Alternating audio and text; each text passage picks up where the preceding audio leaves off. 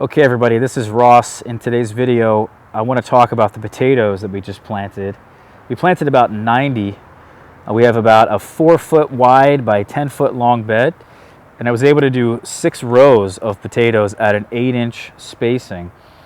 Now I want to talk about what went into this, how we did it, but also the bed prep, because if you guys remember, quite recently we did a video on creating an apocalypse garden, really just creating a garden in a pinch.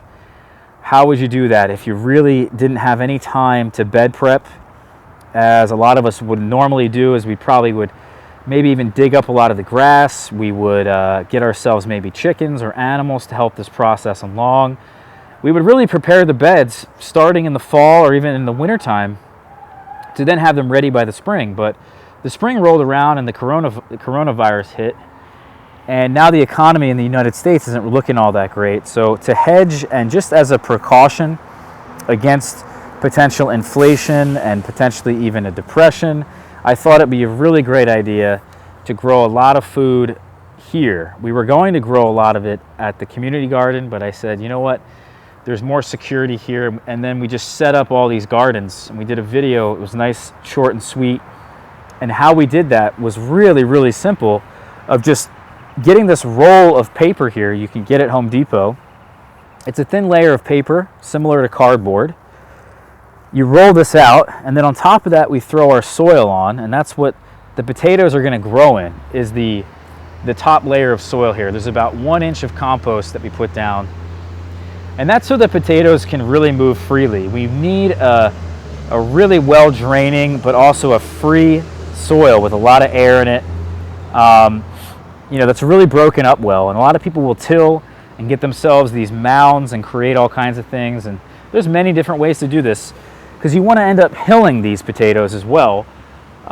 We stuck them in the ground with the bottom side down with the eyes facing up, and you can see just in the last couple of days I got these potatoes in the mail, and we had basically cut them all in half, divided the amount of eyes in half. And then that way the bottom is now callousing up and getting that chemical process starting so that you don't get any rot, because this bottom piece here can very easily rot. There's no skin. And then you want the eyes facing up. So that's what we did. We planted all of these guys, eyes facing up, and a lot of them do have eyes. The ones we saw in the box do not, because they're a bit further behind and those eyes haven't activated yet. But I tried to put as many in the ground here that were a larger potato or had eyes to them.